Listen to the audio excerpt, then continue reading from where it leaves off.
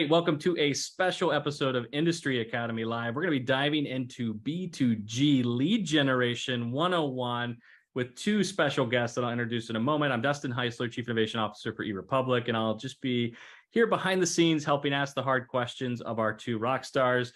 We'll be joined today by our Creative Director of Marketing at e.Republic, Erin Molina, and our Director of Digital Marketing, Zach Presnall, who are going to break down what you need to know about B2G lead generation.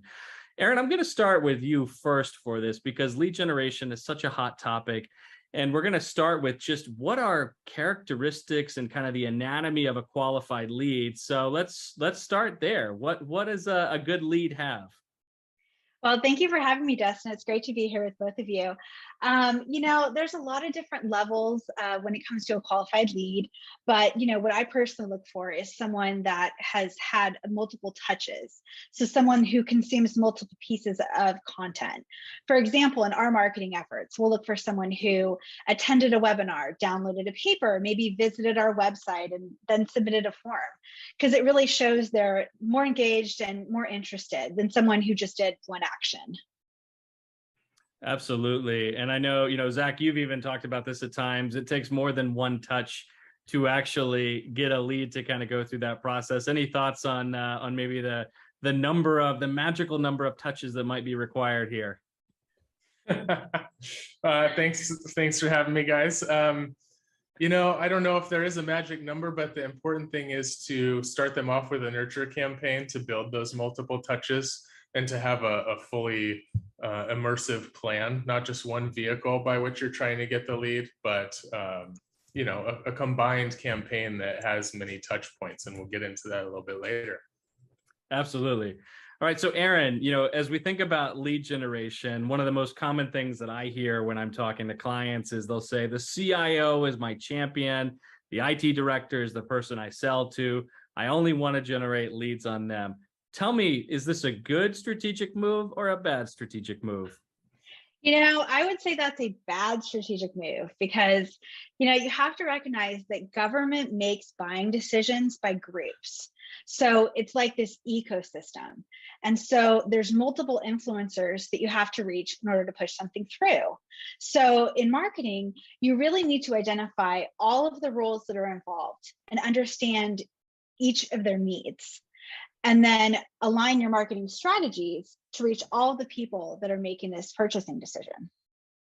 Absolutely. Yeah, I want to add to that, Erin. We did an evaluation on a lead report where somebody gave us a series of papers and we ran a few webinars. So there was maybe 7-8 different touch points to generate leads. And we were seeing 10 plus people out of the same jurisdiction consume content from this one company.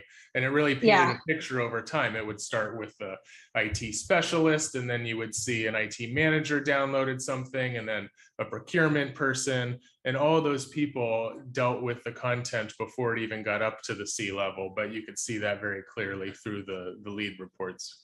Well, and that's really interesting that you bring that up, because there's been multiple times where multiple people from like the same agency have downloaded a content piece. And then 9 months later, we'll see an RFP on that subject will get released from that jurisdiction. So it's almost like you can predict that they're going to be looking for this service. So one thing that's interesting is if you have a piece of content and you have that instance, what you want to do is elevate their lead score, and reach out with more of an ABM kind of marketing strategy. And even in our own company, we get kind of top-down direction to go research a new product or service. So we might, C-level says to a director who then says to a manager, go figure out what we need for X. And so you have the lower level or mid-level people going to find that out. And then when they find it, they kind of pass it up the chain, and then there's meetings to discuss. Yeah, that's a good point. Yeah, one thing that's interesting here too is also looking at some of the non-traditional buyers that you should consider as a part of your lead generation campaign. So, when you think about technology, it's natural to think, I gotta go after IT people and hit the whole IT stack. But we're starting to see, especially in response to the pandemic and kind of some of the behavioral shifts that have happened in who's driving IT procurements, you've got elected officials, policymakers, mayors, governors, line of business leaders that are starting to really look at influencing and sometimes actually, pulling the trigger on some of these IT decisions. So Zach, I'd love to get your thoughts on that. As you kind of think about that, people know GovTech and they know IT decision makers, but tell me a little bit about governing and kind of the policymaker side of the house. Yeah, we have a dual promotion strategy for all content syndication where we promote to the IT sector of GovTech and also the line of business on governing. And together, they form the complete picture of a lead package of a decision-making process in government. We do that for banners, we do it for newsletters, we do it for lead gen too, because you don't want to focus on one or the other. It kind of reminds me of, I guess, trying to sell something big like a mortgage or a car to just one spouse and not the other. Like you kind of need both of them on board. Same is true with tech and line of business. Yeah, that's a good analogy. I like that. That is a great analogy. So, all right. So Erin, as we look at lead qualification and scoring, I know you touched on this and you started kind of addressing this in our last discussion point, but tell me a little bit about how our customers should be approaching that when they think about, government leads. What is a good qualification kind of vector scoring criteria here? Well, one of the things that's super important is like the right lead at the right time, because the buying cycle is like typically 9 to 24 months. So let's say you get a lead for a government contact, and they don't respond. Maybe you reach out, they don't respond right away. Like you don't want to give up on them. They might just be in that exploration process. So I think that's when it's really important to understand the buying cycle specifically tied to that jurisdiction. And then when they're ready, then you can put them in a nurture campaign of some sort. Yeah, and we see people trying to jump right to the end by they'll request a lot of BANT questions. Like, okay, when this person downloads something, I need to ask them, are they the right person? Are they buying today? How much do they need this? Do they have a project going? And we feel that's a high abandonment on forms that ask all this very personal information. It's kind of like saying, how much money do you make? It's going to turn them off right away. So we would recommend doing that in an iterative process. You start small with basic information, build that over time through your nurture campaign or future touch points. I think you have to look at the lead itself too. Look at their title. Where do they fit in the jurisdiction? Where do they fit in the buying process? And then put them into like a buyer's persona. And each of those personas should have a targeted type of marketing campaign that you would use to reach out. Yeah, I think what you said that was really compelling to me is the right lead at the right time, because that may be a different title. You may be trying to create some just initial market awareness or demand gen at the front half of the funnel, and you're trying to get those practitioner, maybe mid-level managers that have been directed to find something, or maybe they're experiencing the pain firsthand. You want to get their attention and show them that there's a better way of doing things. But as that continues to progress, you're going to want to create different content types that are going to be more applicable to those leads that you're generating. So I think that's really good insight. So Zach, I know, as kind of the man behind lead generation engines at e.Republic, what are the campaigns that garner the most actionable leads for clients that you're working with? The first step is always to identify the audience you're seeking. And even within government, there's many sub audiences. Like, are you focused on IT or not? Are you focused on finance or security or some other vertical within IT? And it's important to know the audience because you may be able to target them first off.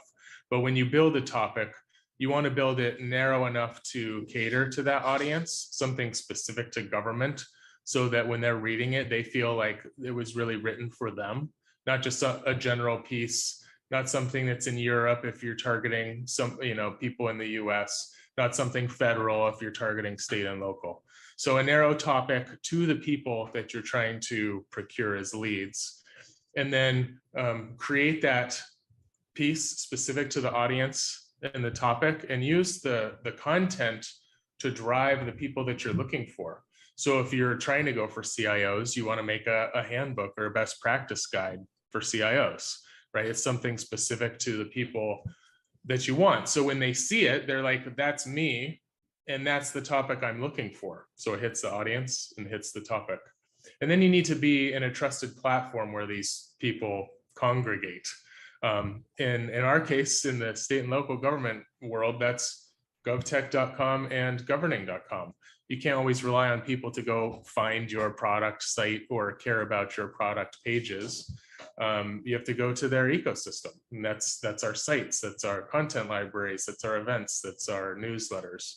They're already there, and you can meet them in a place where they already trust our information for news, best practices, and inspiration. Love that. So what kind of content performs the best for lead generation? Because that's another question everyone's always interested in. There's so many content types, shorter attention spans than ever. So what is the hottest content to use for lead gen? It's something educational and robust.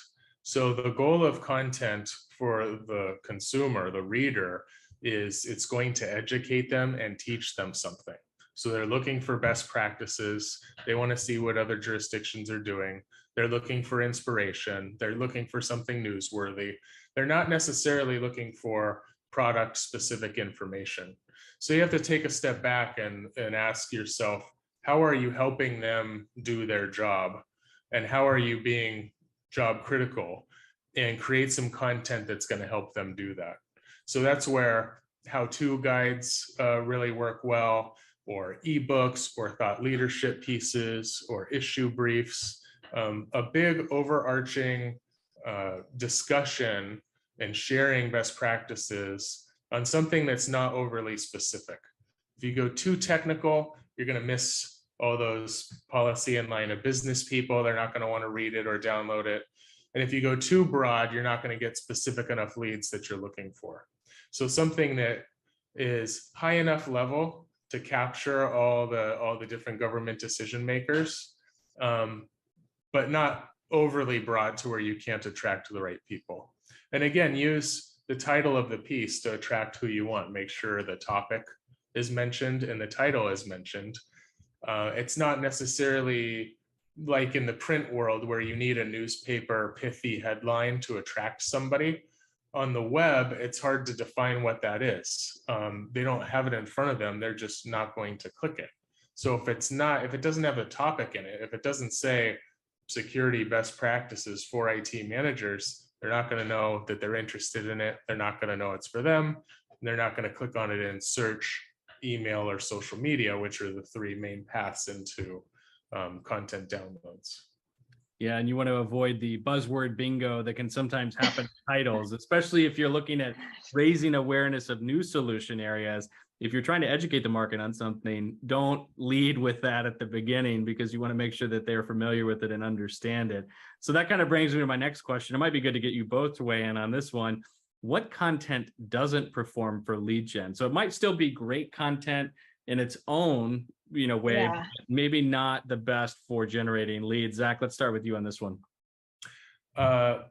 Product promotion does not work. I mean, it might work from a product-based website for somebody at the bottom of the funnel, but you're trying to get as many people in as high as possible and then nurture them.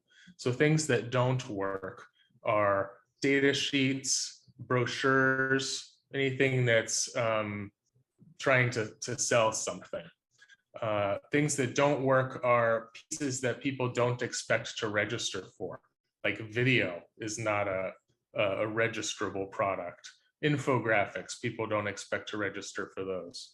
So again, you want it to be lengthy of substance, not a one-pager, not a Q&A, because they'll download it and then feel shorthanded because they had to give all this personal information to not learn very much. Should be robust, content focused, not product focused. All great, all great. So yeah, to do that, they can bring in subject matter experts. They Yeah. can bring in customers to validate that story.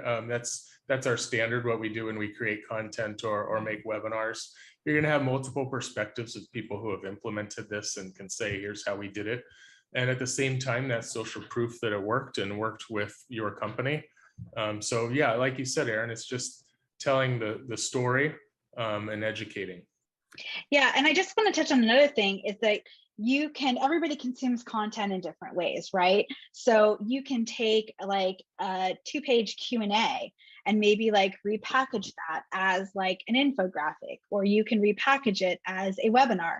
So there's a lot of ways you can like bundle and repackage and recreate and reuse the same content. Yeah, that reminds me of a few campaigns that we did where there wasn't enough budget to create a big 60-page piece up front, but there was incremental budget to make small 2-pagers one at a time.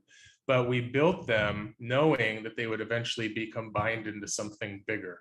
So we took one story, chopped it into pieces, and started combining those over time. So you would have a lot of individual 2-pagers to hand out at events or include in a print campaign.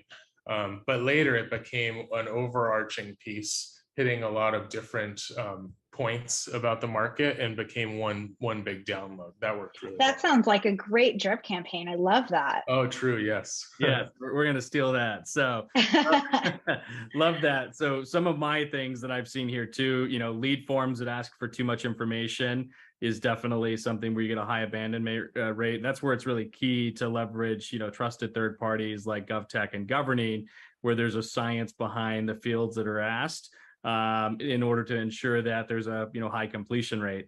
Don't bury pricing and other things behind long lead forms as well. And don't try to tie lead forms to quarterly goals, because those also will, create a negative perception within the market. So I think, Zach and Erin, the key takeaway is you want to create something that's really job critical to the market, that's meatier than what you might get in a video, or lighter weight content piece, maybe even an infographic. You want something that's got the meat, but the other pieces may hook into that and may provide kind of a gateway into that, more meaty nurture. And there might be other content pieces that follow depending on the titles that are there. So I think it's really good feedback. So Zach, next question for you around, lead expiration. Do leads expire, or, is a lead's historical touch point valuable after the fact of delivery? Yeah, you could slice it different ways, because it is important to follow up with leads right away. We have a couple mechanisms to do that. We either sync leads right to the end user's CRM, or we deliver them weekly via Excel. So you're at least able to follow up from a sales perspective, or put them into a nurture campaign immediately. So if you're waiting a month, 2 months to follow up with somebody, they have since forgotten that they downloaded your item. The recall rate's really low. That's not the best strategy. But if one person has downloaded something and it's been a year, they're still valuable, because like Erin said, it might take 9, 12, 18 months for the buying cycle in government. And so what we do, because when we sync leads or send leads, you're seeing them one at a time. That doesn't paint an overall picture of who's downloading your content or what jurisdiction, or if they've touched multiple things. You're just seeing them at one point in time. So all of our lead reports, for example, have an aggregate view of all leads across all media types, PDFs, webinars, face-to-face events, and looks at them to say, okay, which jurisdictions have downloaded the most? Which individual people have downloaded multiple things? So now you can do things on an account-based level from a marketing standpoint. You can follow up differently for somebody who's further down the funnel or has touched multiple items. So that same person who you might think is no longer relevant a year from now might fit into a bigger picture. So they were the first download, and then there was another person in the department, and then another, and then another. They all still have value, especially because the time might not be right for them today, but it might be later. So as long as you're putting them into a nurture campaign, there should be subsequent touch points so that none of those ever get old. Yeah, love that. Last question for you is around, why is it important for companies to combine lead gen with overall kind of integrated marketing? Because it's one thing to just say, I want to go and generate leads for my sales team to have pipeline activity, but why is that bigger picture kind of integrated holistic marketing machine so important to combine to this? Zach, we'll start with you on this, and Erin, would love to get your thoughts too. Yeah, if let's say you're buying 100 leads in a lead campaign, that's only 100 people consuming your content. So if that's your whole plan, that's a very narrow strategy. And then, like Erin said, people consume in different ways. So if you layer a banner awareness campaign with a newsletter campaign with a webinar that's maybe a deeper lead plus papers, and all of them are running all year long, now you constantly have this market presence. So when they read your content, you're already trusted because they've seen you 10 times before that. It definitely takes an integrated marketing campaign to have an effect. And it's got to be broad and narrow, top of the funnel and bottom of the funnel all at once. So you need multiple strategies to do that. Erin, what are your thoughts? How do you, why is it so important to be holistic and kind of take this big picture view on everything as well?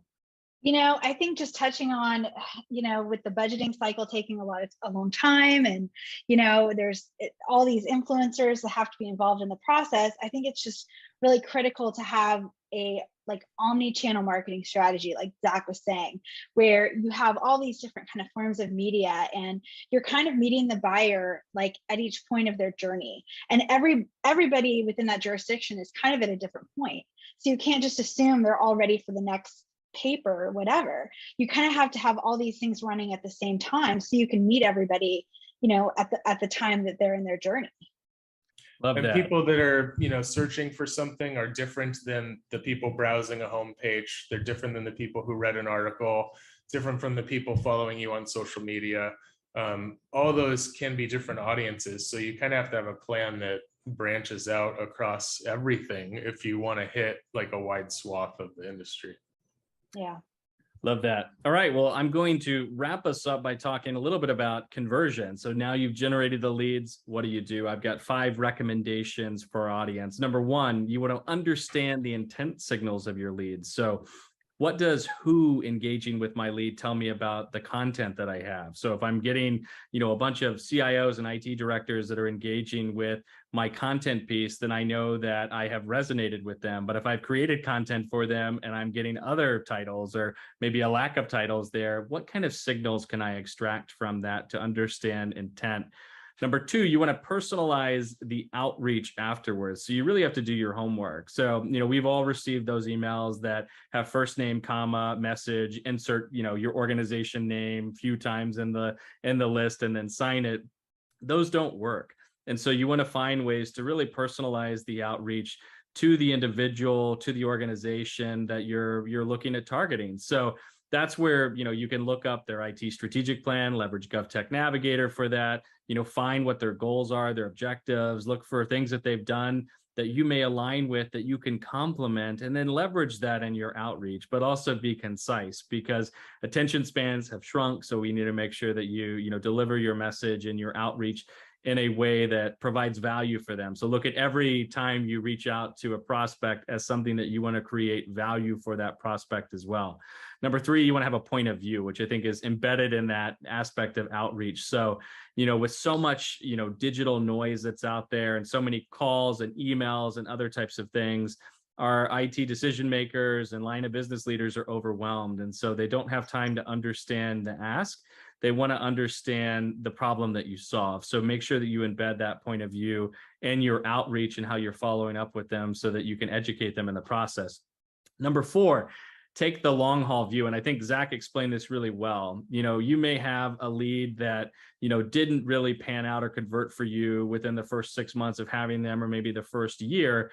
But look at all of your lead generation activity historically. Look at the bigger picture of who's engaging, what title they're engaging from, what department within maybe one entity that's there, because that will paint a bigger picture that you can use longer term as you kind of strategize what your go-to-market is and as you grow that go-to-market. And then number 5, reverse engineer your best customers. So if you've gone through this process and you've generated leads and you've nurtured them to the point where you get them into a demoable state and then you have closed the deal, congratulations. Now take the successes of that cycle and work backwards and figure out what you did, what content resonated with them, at what point in the buying process, so that you can repeat that cycle. Because as we know, the beauty of our market is it's cyclical. It follows the same patterns year over year. So find ways to align your marketing best practices and lead gen practices to those patterns. So those are your top 5 things to do after you've generated the lead. We want to thank you for joining us for our B2G lead kind of generation 101 overview today. Thanks to Erin and Zach for sharing their insights. We'll have some links and in our notes for today's session with additional resources, as well as some upcoming events that you can attend for free to help hone your lead generation strategies. We hope to see you at future live stream events in the future. Thanks again for joining.